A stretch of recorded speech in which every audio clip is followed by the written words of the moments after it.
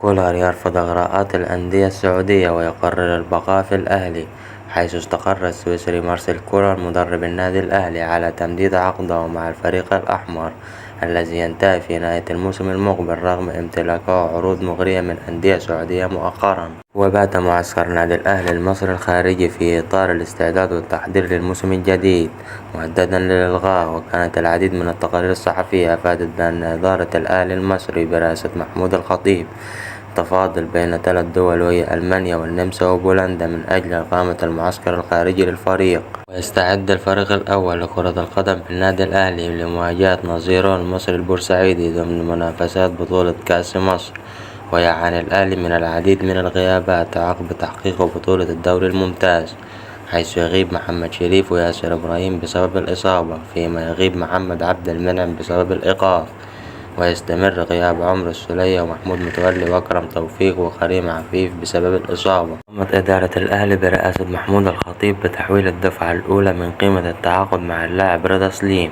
لفريق الجيش الملكي المغربي خلال الساعات القليلة الماضية، وكان الأهلي قد أعلن عن التعاقد مع رضا سليم قادما من الجيش الملكي بعد مفاوضات استمرت أكثر من أسبوعين، ونجح الأهلي في ضم رضا سليم مقابل 1,100,000 دولار سيتم دفعهم على دفعتين. نجح مسؤول النادي الأهلي برئاسة محمود الخطيب في تجديد عقد نجم الفريق الأول واستمراره داخل الفريق خلال منافسة الموسم الجديد.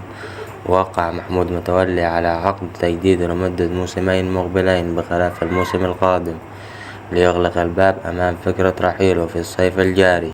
وأيضا قرر مسؤول النادي الأهلي برئاسة محمود الخطيب قيد نجم الفريق الأول محمد الضاوي كريستو في قائمة الناشئين مواليد 2003 خلال منافسة الموسم الجديد.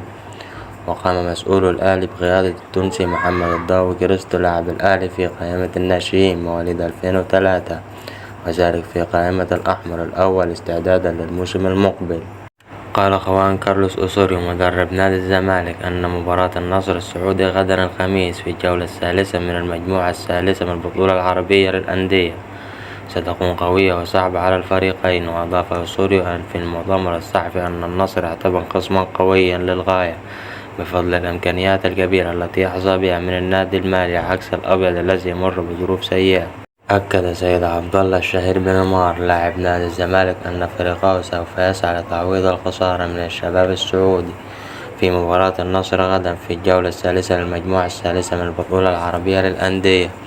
وقال سيد عبد الله نيمار في المؤتمر الصحفي أن فريقه قدم مستويات قوية ضد الشباب لكنه خسر بهدف نظيف الاثنين الماضي، لكن لا يسعى لتعويض ذلك في مواجهة النصر السعودي غدا. أكد البرتغالي لويس كاسترو مدرب النصر على صعوبة مواجهة فريقه المرتقب ضد الزمالك المصري في الجولة الثالثة والأخيرة من دور المجموعات لبطولة كأس الملك سلمان للأندية، ويتواجد النصر في المجموعة الثالثة بالبطولة العربية للأندية إلى جانب الاتحاد المنستيري التونسي والشباب والزمالك المصري.